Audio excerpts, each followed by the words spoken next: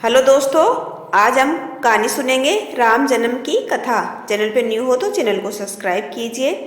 एक समय की बात है, अयोध्या के महाराज दशरथ ने पुत्र प्राप्ति के लिए यज्ञ रखा।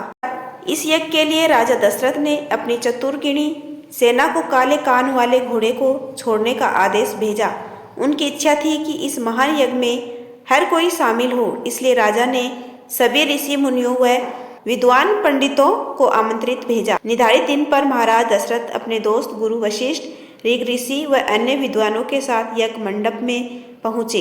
इसके बाद विधिवत रूप से यज्ञ की शुरुआत हुई। मंत्र उच्चारण और पाठ जैसे सभी विधि विधान के साथ कुछ घंटों में यज्ञ पूरा हुआ। राजा दशरथ ने फिर सभी ब्राह्मणों, विद्वानों व अतिथियों को उपहार में धन और गाय आदि देकर आदरपूर्वक विदा किया। उस यज्ञ में प्रसाद के रूप में खीर बनी थी। उस प्रसाद में पुत्र प्राप्ति का आशीर्वाद था, जिसे खाने के बाद तीनों रानियां गर्भवती हो गई।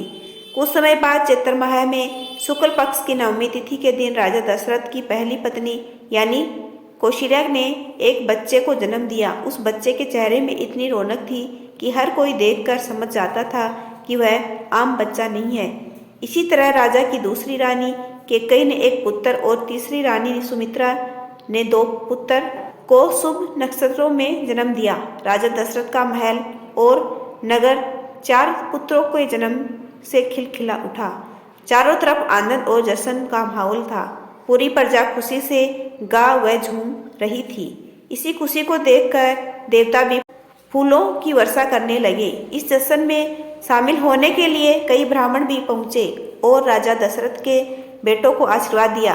खुशी से झूम रहे राजा दशरथ ने ब्राह्मणों को खूब दान दिया। फिर अपनी खुशी जाहिर करने के लिए उन्होंने प्रजा व दरबारियों में भी धन, रत्न और आभूषण बंटवाए। समय आने पर सबकी मौजूदगी में चारों बालकों का नामकरण भी किया गया।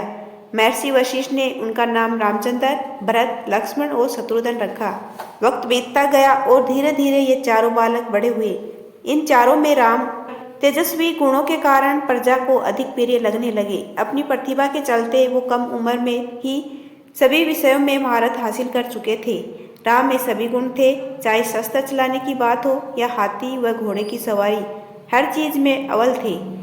साथ ही वो माता पिता व गुरुओं का भी खूब सम्मान करते थे। उनके गुणों के कारण बाकी के 3 भाई भरत, लक्ष्मण और शत्रुघ्न भी उनसे काफी कुछ सीखते थे। जब भी महाराज अपने चारों पुत्रों को एक साथ देखते, उनका मन आनंद से भर उठता था। राम में मौजूद गुणों के कारण उन्हें श्री राम और भगवान राम तक कहा जाने लगा। आगे चलकर राम के जीवन पर 2 पवित्र ग्रंथ लिखे गए, रामचरितमानस और रामायण। कहानी से सीख, व्यक्ति के गुण ही उसे पहचान दिलाते हैं। अगर गुण और संस्कार अच्छे हों तो वह भगवान तुल्य हो जाता है। यदि आपको मेरा ये छोटा सा प्रयास अच्छा लगा हो तो चैनल को लाइक, शेयर एंड सब्सक्राइब कीजिए। आपका अपना कीमती समय देने के लिए दिल से धन्यवाद।